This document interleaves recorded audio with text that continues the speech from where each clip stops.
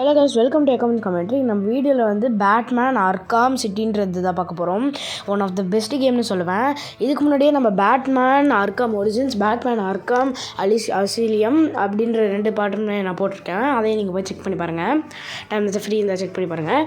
So இது வந்து நம்ம போன சீசனில் வந்து அந்த பிளாக் கேட்டில் வந்து நெருப்பு பற்ற வச்சு வெடிக்க வச்சுருவாங்க. அப்புறமா அந்த அசிலியம்ன்ற மொத்த இடமே நாசமாக இருக்கும். ஸோ அந்த இடத்துல இருக்கிற அந்த ஸ்லக்கை ஒரு மாதிரி அந்த ஸ்லக்குன்னு இருக்குல்ல, அந்த இடத்த வந்து ஒரு ஜெயிலாக யூஸ் பண்ணிக்கலாமா, அதாவது கெட்டவங்களெல்லாம் உள்ளே தூக்கி போட்டுடலாமா அப்படின்ற மாதிரி ஒரு ஐடியாவில் தான் இருந்திருப்பாங்க. ஸோ அந்த மாதிரி பண்ணலாமேன்ற மாதிரி ஒரு ஐடியாவில் இருந்திருப்பாங்க. அதுக்காக அதுக்குள்ளே எல்லா கெட்டவங்க எல்லாரையுமே அதுக்குள்ளே வச்சுருப்பாங்க. இதெல்லாம் பிளான் கொடுத்தது வந்து பார்த்திங்கன்னா ஹியூகஸ் ஸ்ட்ரேஞ்சர் அப்படின்றவர் தான் கொடுத்துருப்பாரு. அவருக்கு கீழே வந்து டைகர் ஆர்மி அப்படின்றவங்களும் ஒர்க் பண்ணுவாங்க. இது எல்லாமே பிடிக்காமல் சில கூட்டம் வந்து அந்த அர்காம் சிட்டின்ற இடத்துக்கு முன்னாடியே வந்து போராட்டம் மாதிரி பண்ணுவாங்க. அந்த கூட்டத்தில் வந்து நம்மளோட ப்ரூஸ் வேனரும் ஒன்று, அதாவது நம்ம பேட்மேன் தான். அவங்களாம் இந்த மாதிரி போராட்டம் பண்ணுறது வந்து அந்த ஹியூகஸ் ஸ்ட்ரேஞ்சர் பிடிக்காதனால அவங்களோட டைகர் ஆர்மியை வச்சு நம்மளோட ப்ரூஸ் வேனை மட்டும் அரெஸ்ட் பண்ணி உள்ளே கூப்பிட்டு வந்துடுவாங்க. நம்மளோட ஹியூகஸ் ஸ்ட்ரேஞ்சர் வந்து எல்லாருக்குமே நீ ப்ரூஸ் வேணுன்றது தெரியும், ஆனால் எனக்கு மட்டும்தான் நீ பேட்மேனுன்ற உண்மையான விஷயம் தெரியும். ஸோ நீ இந்த இடத்துல அரெஸ்ட் ஆகிரு, என்னை வந்து அந்த உண்மையை சொல்ல வச்சிடாத அப்படின்ற மாதிரி சொல்லுவார். இவருக்கு இந்த உண்மை எப்படி தெரியுன்றது தெரியல, ஏன்னா இது வரைக்கும் அவரை காமிச்சிருக்கவே மாட்டாங்க. இதுதான் ஃபஸ்ட் டைமாக காமிக்கிறாங்க. அவர் அந்த மாதிரி வச்சு அவரை உள்ளே அரெஸ்ட் பண்ண சொல்லிடுவாங்க. ஸோ அவர் வந்து உள்ளே அரெஸ்ட் ஆகி உள்ளே கூட்டிகிட்டு போயிட்டுருப்பாங்க. இவங்களோட ரூல் என்னென்னா, இதை சுற்றி ஒரு வால் இருக்குது, அந்த வால் தாண்டி மட்டும் வரக்கூடாது. ஏன்னா அந்த வாலுக்குள்ளே அவங்க அடிச்சுக்கலாம், என்ன வேணால் பண்ணிக்கலாம், அந்த வாலை மட்டும் தாண்டி வரக்கூடாது, அதுதான் அவங்க ரூலு. ஸோ அந்த இடத்துல வந்து நம்ம ப்ரூஸ் வேனர் அடிக்கிறதுக்காக நம்ம பென்குயின் எல்லாருமே வந்துடுவாங்க. ஏன்டா எவ்வளோ வாய் பேசினேன், இப்போ ஒன்றே உள்ளே கொண்டு வந்துட்டாங்களா அப்படின்ற மாதிரி கையை வைக்கும்போது நம்ம கையை முறிக்கிடுவார். நம்ம ப்ரூஸ் வேன் பென்குயின் கையை உடச்சிருவார். அப்புறமா அங்கே வந்தவங்களெல்லாம் சண்டை போட்டுட்டு அவரோட மிஷினுக்கு கால் பண்ணி மேலே வர சொல்லிவிட்டு அவர் டெரஸுக்கு ஓடிடுவார். அந்த கையில் உள்ளது எல்லாமே அவுத்து போட்டு அவரோட சூட்டை கொண்டு வர சொல்லியிருப்பார். அவர் ஹேண்ட்ஸன் வச்சோடனே அந்த சூட்டு திறந்து அந்த சூட்டும் தருவாங்க. அவர் சூட்டை மாட்டிட்டு ரெடி ஆகிட்டு இருக்கும்போது யாராச்சும் உள்ள மாட்டிகிட்டு இருக்காங்களா அப்படின்ற மாதிரி எதிர்த்து தேடும்போது பார்த்தா அந்த கேட் உமன்றவங்க வந்து மாட்டிகிட்டு இருக்கிற விஷயம் அவருக்கு தெரிய வந்திருக்கும். ஸோ அவங்கள போய் காப்பாற்றலான்ற மாதிரி முடிவு எடுத்திருப்பார்.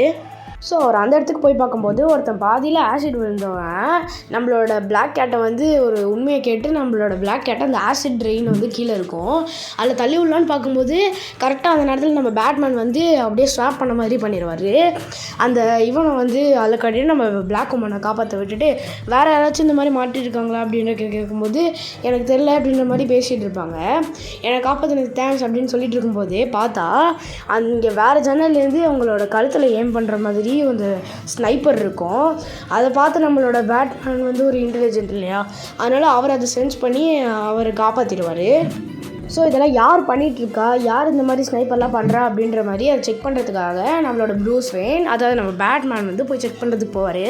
உள்ளே போய் பார்த்தா ஒரு ஆட்டோமேட்டட் மிஷின் மாதிரி இருக்குது. அது வந்து ஆட்டோமேட்டிக்காக அந்த சென்சார் மாதிரி, அது யாரெல்லாம் பார்க்குதோ உங்களை சொல்கிற மாதிரி அதை வந்து செட் பண்ணி வச்சது நம்ம ஜோக்கர் தான். அது செட் பண்ணிட்டு பார்க்கும்போது தான் பக்கத்தில் அந்த ஜோக்கரோட இது தெரியும். அந்த ஜோக்கர் வந்து இந்த இடத்துல இதுவே நீ பயந்துட்டியா, இதுதான் ஃபஸ்ட் ஸ்டெப்பு, இந்த இடத்துல பாம்பு வச்சுருக்கேன், நீ முடிஞ்சால் தப்பிச்சுக்கோ அப்படின்னு சொன்னோடனே நம்மளோட பேட்மேன் வந்து அந்த இடத்துலேருந்து குதிச்சு எஸ்கேப் ஆகி அப்படியே வருவார். ஜோக்கருக்கும் இதுக்கும் என்ன சம்மந்தம் அப்படின்ற மாதிரி அவர் யோசிச்சுட்டு இருக்கும்போது ஜோக்கரை போய் பார்க்கலாம் அப்புறமா ஜோக்கர் வந்து அவரை வந்து பார்க்க சொல்லியிருப்பார். ஸோ என்னதான் விஷயம் அப்படின்றது தெரிஞ்சுக்கிறதுக்காக நம்மளோட பேட்மேன் வந்து ஜோக்கரை பற்றி தெரிஞ்சுக்கிறதுக்காக போகும்போதே பார்க்கும்போது உள்ளேயே அந்த இடத்துலேருந்து ஒரு டாக்டரை பிடிச்சி வச்சுருப்பாங்க. அந்த டாக்டரை காப்பாற்றுறதுக்கு தான் ஆக்சுவலாக நம்மளோட இவன் போயிருப்பான்.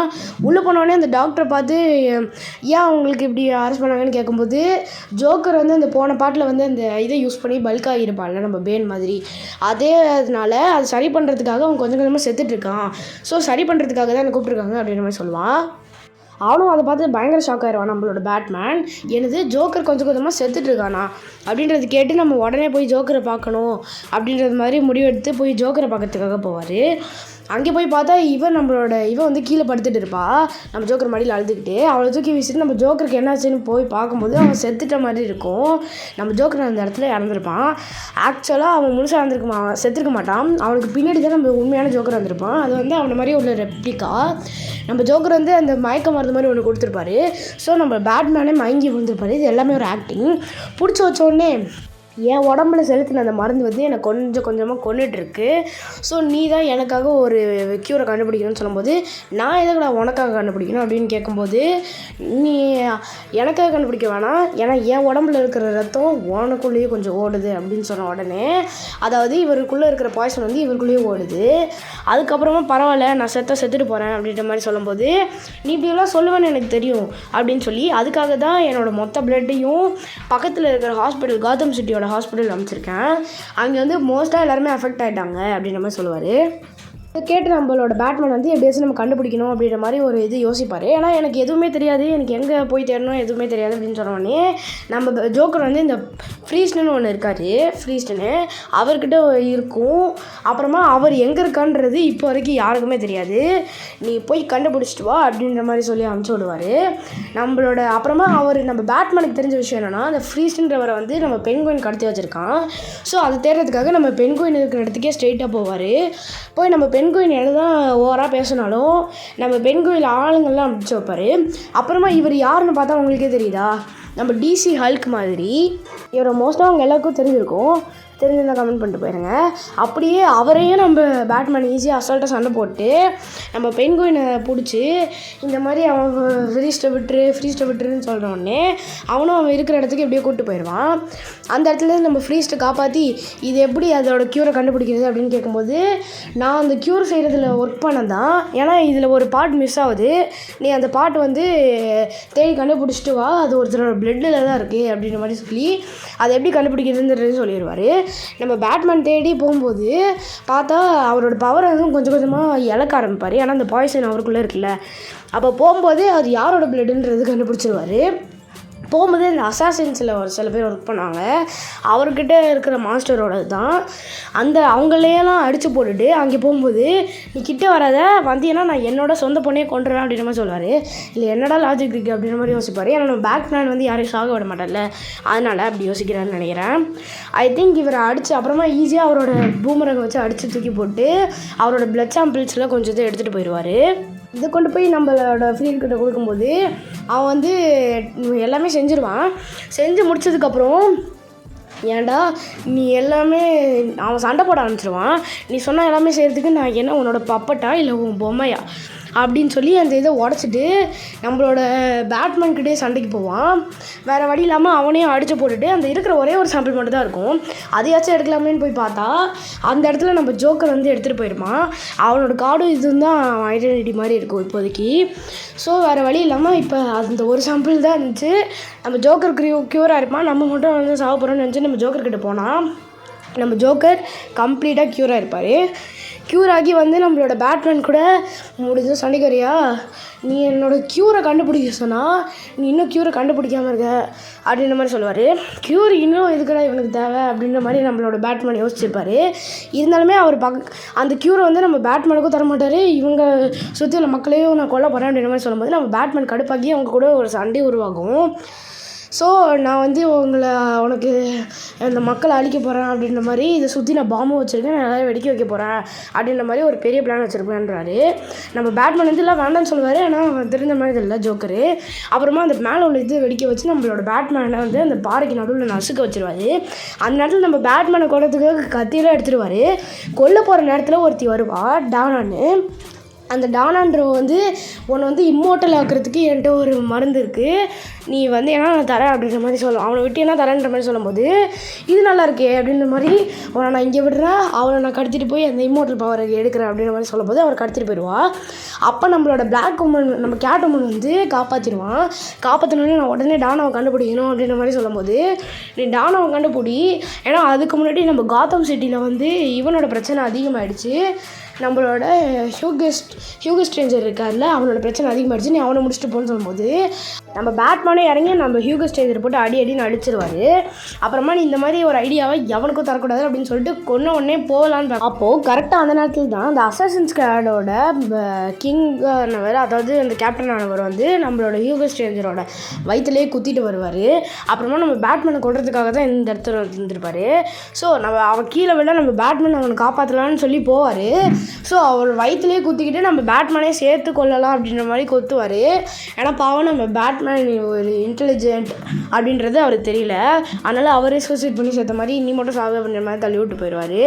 அந்த பிரச்சனை அங்கே முடிய அடுத்து நம்ம டானாவை காப்பாற்றலான்னு சொல்லி நம்ம போகும்போது, நம்ம பேட்மேனுக்கு போகும்போது ஒரு இந்த டிவி நியூஸ்லேயே வரும், காத்தம் இதில் பேட்மேன் நான் வந்து உனக்கு அந்த க்யூரத்தை கண்டுபிடிக்க சொன்னேன், ஏன்னா நீ கண்டுபிடிக்காதனால இந்த டானான்றவளை நான் கொல்ல போகிறேன் அப்படின்ற மாதிரி சொல்லுவாள். அப்போ வந்து நம்ம பேட்மேனுக்கு ஒன்றும் புரியாது.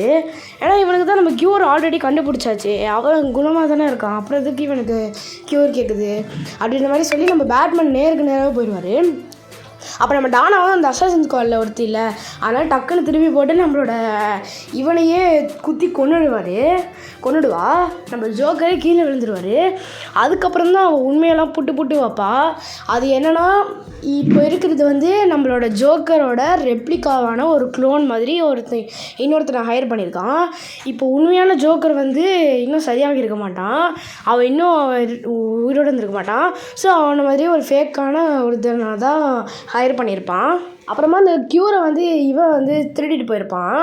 ஏன்னா போகிற வழியிலேயே நம்மளோட இவன் வந்து திருடி அந்த க்யூரை வந்து இவன் வச்சுப்பான், அந்த அசாசின் ஸ்குவாடில் உள்ள டானா.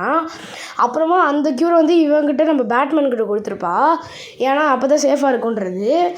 அதை கொடுத்தோடனே அவன் அந்த உண்மையான அந்த ஃபேக்கானவன் வந்து ஒரு மாதிரி மான்ஸ்டர் மாதிரி மாறுவான். அப்போ கரெக்டாக அதனால் நம்ம ஜோக்கரை வந்து நான் உன்னை க்யூர் கண்டுபிடிக்க சொன்னால் நீ என்கிட்ட கொடுக்கல, நான் உன்னை இப்போ அடிச்சே கொல்ல போகிறேன் அப்படின்ற மாதிரி சொல்லுவான். கரெக்டாக அந்த நாள் பார்த்து ஒரு பாம் வர கீழே வச்சுருப்பான் போல், வெடிச்சதில் கரெக்டாக நம்ம பேட்மேன் நடுவில் இருந்ததுனால கீழே விழுந்துருவான். அவன் பவர் கொஞ்சம் குறைஞ்சிருக்குல்ல, அதனால் அந்த க்யூரை குடிச்சு சரி வாங்கிக்கலான்னு சொல்லி கொஞ்சமாக குடிச்சிருப்பான். அப்புறமா கரெக்டாக அந்த ஜோக்கர் வந்து அது ஏன் கிட்ட கொடு அப்படின்ற மாதிரி வந்து அவன் கையிலே குத்திடுவான். இந்த தடத்தில் தான் ஒரு முட்டாள்தனமான ஒரு வேலை பண்ணியிருப்பான். அவன் கையில் குத்துனதில் நம்ம பேட்மேன் வந்து அதை கை தவறி கீழே போட்டிருப்பான். அப்புறமா கத்தியை குத்திட்டு நானே உனக்கு கொடுத்துருப்பேன் கொஞ்சம் குடிச்சிட்டு, நீயா தான் இப்போ ஒன்று சாகடிச்சுக்கிட்ட அப்படின்ற மாதிரி சொன்ன உடனே, நானாக சாகடிக்கலை, என்னை கொன்னது வந்து நீ தான் அப்படின்ற மாதிரி சொல்லிவிட்டு, நான் செத்தது நீ தான் காரணம் அப்படின்ற மாதிரி சொல்லிவிட்டு நம்ம ஜோக்கர் நம்ம பேட்மேனுக்கு புரிஞ்சிருக்காது, நான் எங்கடா ஒன்றை கொன்னேன் அப்படின்ற மாதிரி சொல்லும்போது நம்ம ஜோக்கர் அங்கேயே இறந்துருவார். அப்படியே இறந்தோடனே நான் இவனை கொல்லனா அப்படின்ற மாதிரி நம்ம பேட்மேன் யோசிச்சுட்ருப்பார். அப்புறமா நம்ம ஜிசிபி கிட்ட அவங்களோட ஜோக்கரோட டெட் பாடி எடுத்துகிட்டு வந்து அந்த ஆம்புலன்ஸில் வச்சுட்டு ஒன்றுமே பேசாமல் போயிடுவார். அமைதியாகவே அந்த இடத்துல வச்சுட்டு போனோடனே எல்லாருக்குமே ஒரு மாதிரி ஷாக்காக இருக்கும். அவன் வந்து நான் கொன்னனா அப்படின்ற மாதிரி யோசிச்சுட்டே தான் இருந்திருப்பார். நம்ம பேட்மேன் அப்படியே சொல்லிட்டு போயிடுவார். ஓகே, அதோட இந்த வீடியோ முடியுது, நம்ம அடுத்த பாட்டில் பார்க்கலாம். Okay, Tata, bye bye, see you.